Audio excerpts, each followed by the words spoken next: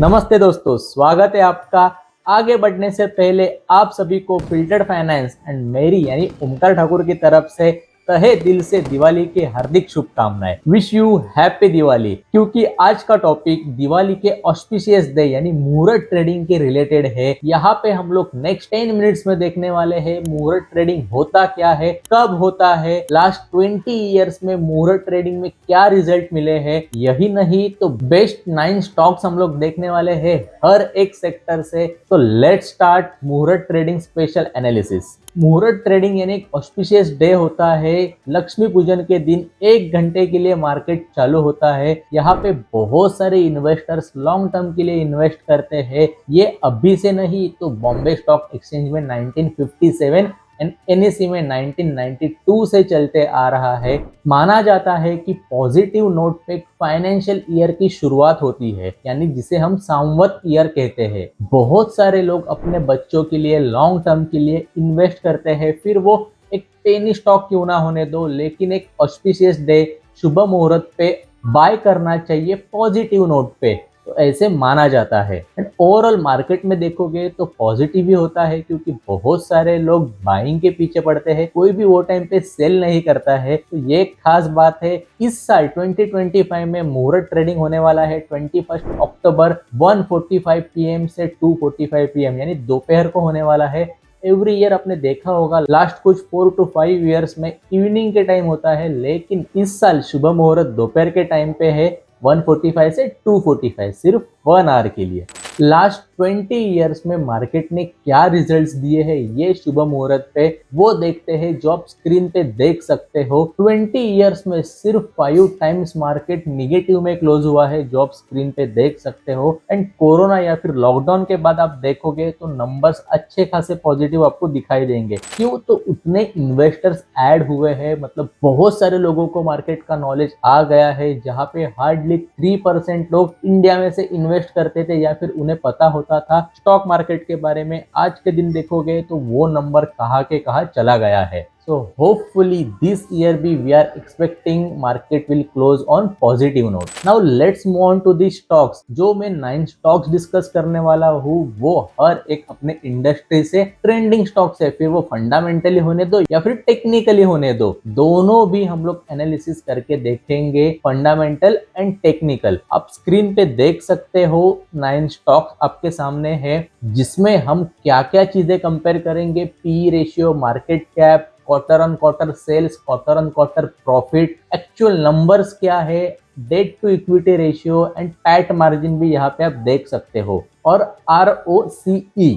तो ये सभी चीजें आप यहाँ पे देखोगे तो फर्स्ट स्टॉक जो है वो प्रेस्टीज इस्टेट यानी रियल एस्टेट से बिलोंग करता है। क्वार्टर ऑन क्वार्टर सेल्स आप देखो तो इंक्रीज हुआ है 50% से, और प्रॉफिट जो है 622% से इंक्रीज हुआ है। एक्चुअल नंबर्स आप देखोगे तो सेल्स के फिगर 2300 के आसपास है एंड प्रॉफिट के फिगर जो है 311 के आसपास है। सेकंड जो है IFB एग्रो यानी FMCG से बिलोंग करता है ये stocks. Quarter on quarter profit increase हुआ है मोर देन 1000%, सेल्स इंक्रीज हुआ है 26% से एंड एक्चुअल नंबर्स आप यहाँ पे देख सकते हो। अभी नेट प्रॉफिट मार्जिन क्या होता है, जहाँ पे 13% प्रेस्टीज स्टेट के लिए है एंड IFB के लिए 6% है। टोटल सेल्स के कंपैरिजन में प्रॉफिट कितना परसेंट है ये यहाँ पे इंडिकेट होता है। ROCE return on capital employed माना जाता है। मैं पर्सनली मानता हूँ कि ROE रिटर्न ऑन इक्विटी देखने से अच्छा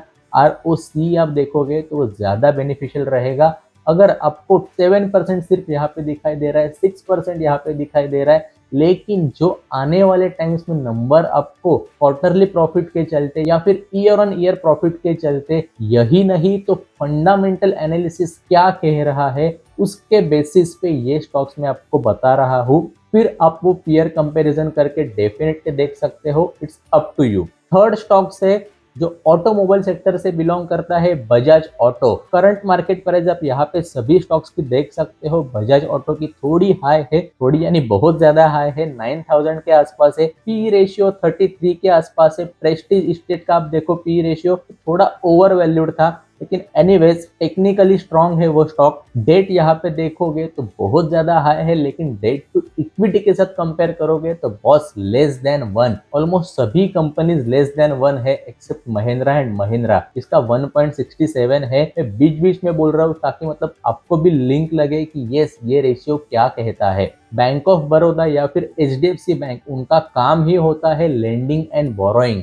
जिसके चलते एनबीएफसी कहो बैंक्स कहो उनका डेट टू इक्विटी रेशियो हमेशा हाई आपको दिखाई देगा, लेकिन ओवरऑल प्रॉफिट के नंबर्स जो है वो पॉजिटिव दिखाई देंगे। बजाज ऑटो का आगे बढ़ते हैं, प्रॉफिट 22% से इंक्रीज हुआ है compare to last quarter and sales जो है 3% से इंक्रीज हुआ है। सेल्स अगर नंबर में देखो तो 13,133 है एंड नेट प्रॉफिट जो है 2200 के ऊपर ही है। नेट प्रॉफिट मार्जिन भी अच्छा खासा है, आरओसीई भी आपको अच्छा यहाँ पे दिखाई दे रहा है। नो डाउट एंड में हम लोग टेक्निकल एनालिसिस भी करने वाले हैं। फोर्थ जो है भारत फोर्ज, एक ऐसी कंपनी है जो ऑटोमोबाइल और डिफेंस से भी बिलोंग करती है। फिलहाल के लिए डिफेंस में आप देखने जाए तो नहीं है कुछ भी ट्रेंडिंग। अगर आपको डिफेंस में इन्वेस्ट करना है तो बेस्ट वे है ईटीएफ जो है डिफेंस के रिलेटेड, वो आप चेकआउट करो। अगर नहीं पता तो मुझे कमेंट करके बताओ कि ETF in defence stocks. Bharat forge की भी नंबर्स आप देखो तो यस पॉजिटिव है, एक्चुअल सेल्स नंबर्स भी पॉजिटिव है, एनपीएम नेट प्रॉफिट मार्जिन भी अच्छा खासा है, आरओसीई भी 12% के आसपास है जो नॉर्मली हमें एक्सपेक्टेड होता है। फोर्थ बैंक ऑफ बड़ौदा, जैसे मैंने कहा था कि एक पीएसयू बैंक में आता है, एचडीएफसी बैंक जो है प्राइवेट सेक्टर में आता है। तो भारत फोर्ज के भी आप नंबर देखो तो डेट टू इक्विटी जैसे मैंने कहा कि इंक्रीज क्यों है, डेट इतना बड़ा क्यों है, बोरोइंग एंड लेंडिंग उसमें होती है। प्रॉफिट अब देखोगे तो -35% है, लेकिन किसके कंपैरिजन में, ये प्रीवियस क्वार्टर के कंपैरिजन में -35% है। अगर आप ओवरऑल प्रॉफिट देखोगे तो 3500 के आसपास है, 3500 के आसपास है एक्चुअल प्रॉफिट, लेकिन प्रीवियस क्वार्टर के कंपेयर में कम है। टोटल सेल्स आप देखो तो यस 32,000 के आसपास है। Net profit margin and ROC आप देख सकते हो। नेक्स्ट महिंद्रा एंड महिंद्रा, बहुत ज्यादा सेल्स हुआ है इनका, लेकिन सिर्फ debt to equity slightly high है। उसके अलावा सेल्स भी आप देखो 45,000 के आसपास सेल्स हुआ है। ये जून क्वार्टर के नंबर्स रहेंगे आई थिंक, लेट्स चेक। देखिए बॉस, ये जून क्वार्टर के नंबर्स है, आप यहाँ पे देख सकते हो ऑलमोस्ट सभी जो नंबर्स है वो जून क्वार्टर के नंबर्स है, लेकिन जीएसटी रिड्यूस होने के बाद जो नंबर्स आएंगे वो और ज्यादा अच्छे रहेंगे, इसलिए मैंने यहाँ पे ऑटो सेक्टर के स्टॉक्स 3 के आसपास डाले हैं। नेट प्रॉफिट मार्जिन इंक्रीज होने के भी चांसेस है, आरओसीई भी इंक्रीज होने के चांसेस डेफिनेटली है। सेवेंथ जो स्टॉक है वो है परसिस्टेंट सिस्टम, जो आईटी से बिलोंग करता है। एक तो आईटी का चाहिए, लेकिन ये क्यों मैंने सिलेक्ट किया, तो टेक्निकली आप देखोगे तो अच्छा खासा ट्रेंडिंग में है। बाकी इनके नंबर्स आप यहाँ पे देख सकते हो, ऑलमोस्ट एवरेज नंबर्स है। हिंदाल्को मेटल से बिलोंग करता है, मेटल सेक्टर से, जिसके नंबर्स आप यहाँ पे देख सकते हो।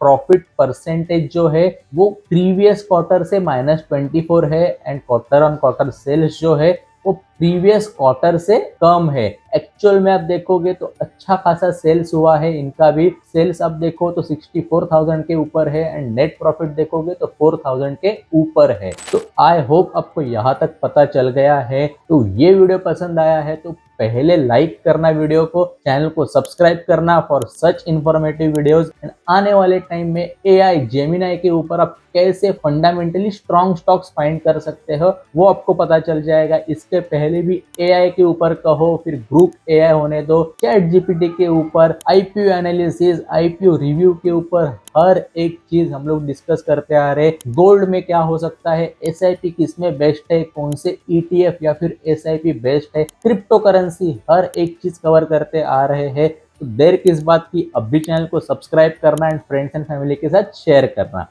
लास्ट जो स्टॉक है वो है एचडीएफसी, जो आप यहाँ पे देख सकते हो। अगेन यहाँ पे प्रॉफिट जो है क्वार्टर ऑन क्वार्टर कम दिखाई दे रहे हैं, -11 है, लेकिन प्रीवियस क्वार्टर के कंपैरिजन में ओवरऑल आप नंबर देखोगे तो बहुत ही ज्यादा है। 87,000 के आसपास इनका सेल्स है। तो आई होप आपको फंडामेंटल नंबर्स जो है पता चल गए हैं। Now let's move on to the technical analysis. सभी एनालिसिस जो है हम लोग वीकली चार्ट पे करने वाले हैं। तो परसिस्टेंस सिस्टम जो है आईटी से बिलोंग करता है, वो आप देख सकते हो वीकली पे अच्छी खासी क्लोजिंग आने के चांसेस है। लेकिन बॉस बहुत सारे चार्ट्स में आप देखो तो एक ट्रेंड लाइन आती है जो इस तरीके से है। अगर ये ट्रेंड लाइन ब्रेक हो रही है तो उसके बाद आप आपका डिसीजन डेफिनेटली ले सकते हो। लेकिन वीकली क्लोजिंग जो है बहुत ही अच्छी है कंपेयर करोगे तो प्रीवियस इतने सारे वीक्स में। नेक्स्ट महिंद्रा एंड महिंद्रा है।